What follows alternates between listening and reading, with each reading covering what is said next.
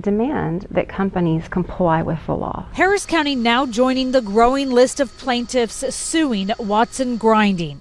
This lawsuit filed this afternoon revealing county investigators believe a 2,000-gallon tank of propylene may have had a drop in pressure which caused the explosion. 2 employees died, 20 people were injured, and hundreds of homes were damaged in the blast.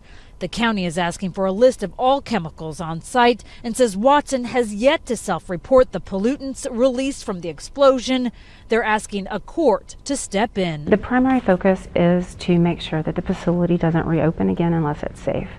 But in the interim, there's going to be a lot of things that have to be done at the site, from making sure that the waste that's all over everywhere is properly taken care of and properly disposed of, as well as making sure that any evidence that needs to be collected is properly taken care of. And I looked back and the whole building was gone. It was just smoke, rubble. Also today, for the first time, we're hearing from Sean Rangel, who last Friday morning was at ground zero, parking his truck at Watson when it blew up. His lawsuit, filed Monday by attorney Joel Simon, says he and his truck were flung like a rag doll.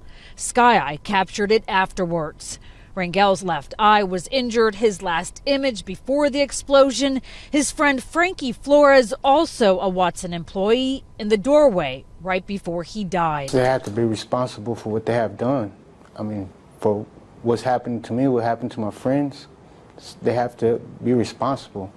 I woke up going to work, and as I was blessed that I got pulled over on the way to work, and that's delayed me a few minutes. And then as I was coming down Stephanie Lane, and I was about to park in my parking spot, I turned right to back up into my parking spot, and then I felt a big old blast, and I seen a light and a big old blast. At first instant, I believe I got hit by a vehicle, because I didn't see nothing until I jumped out, and I noticed it was gone.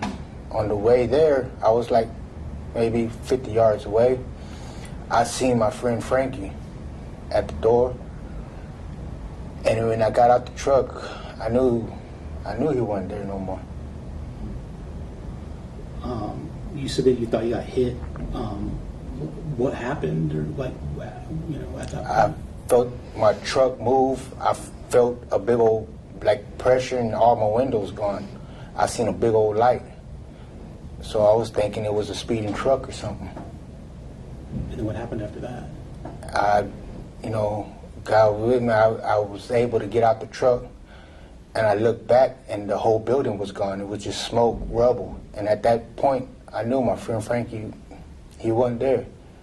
And I just, instinct to survive, I just took off running down the street, and I tried to find the first place I could hide, and it was behind a truck, which it was a guy's residence. It's a building, but he lives there. And I seen the door down and him trying to get out the house, and I asked him to call 911.